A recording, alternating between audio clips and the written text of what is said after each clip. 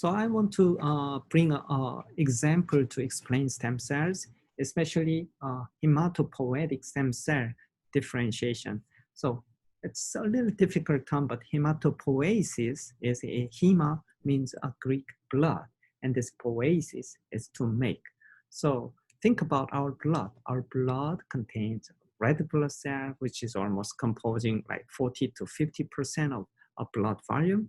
However, there are also white blood cells, which has a variety of cell types, and also a platelets. So where do they come from and how are they made? And actually, there's an active process of hematopoiesis, or there exists hematopoietic stem cells, usually inside our bone. So stem cells can become divided into, let's say, lymphoid stem cell, and lymphoid means lymph nodes. So it's related to our immune system, and that lymphoid stem cells resides in thymus. That's a gland underneath our chest, and also it's related to a spleen, which is responsible for a lot for immune function and also filtering old senescent red blood cell. So that become a lymphoid blast, and that terminally differentiate into B cell and T cell, and or we call B lymphocyte and T lymphocyte, which are part of our white blood cell. And the other lineage is going to myeloid stem cell. Then myeloid is coming from the term bone marrow, so inside our bone. So myeloid stem cell become myeloid blast, and it will differentiate into a monocyte or granulocyte. And monocyte is a precursor for macrophage. You know, macrophage is the name meaning that big eater. So it eats up foreign molecules or maybe dying cells around. So these are a good immune function. And also these granulocytes are composing of various kinds of white blood cells, including neutrophils.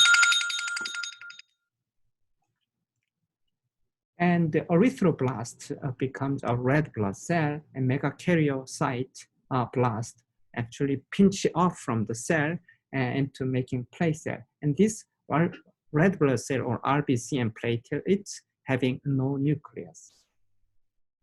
So in a nutshell, hematopoietic stem cell can differentiate to these various kinds of blood composing cells. So it's called multipotent stem cell. So where are the stem cells located? In the stem cell field, people now consider how the stem cells resides and interact with its microenvironment. So maybe it's not, let's say you want to create a living, functioning heart from stem cell.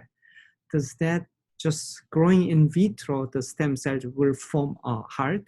It might not be true, because stem cells needs a proper environment to differentiate properly, so that it needs a nearby cells and environment to interact with.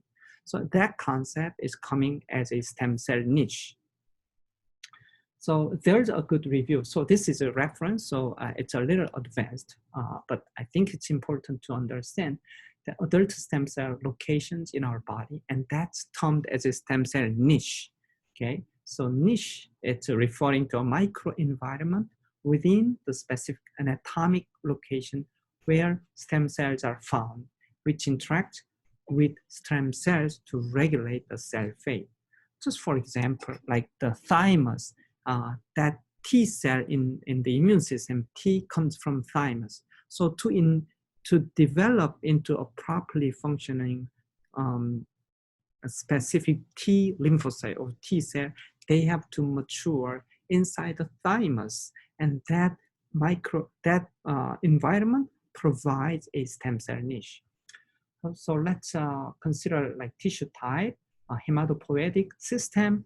That stem cell is inside the bone marrow.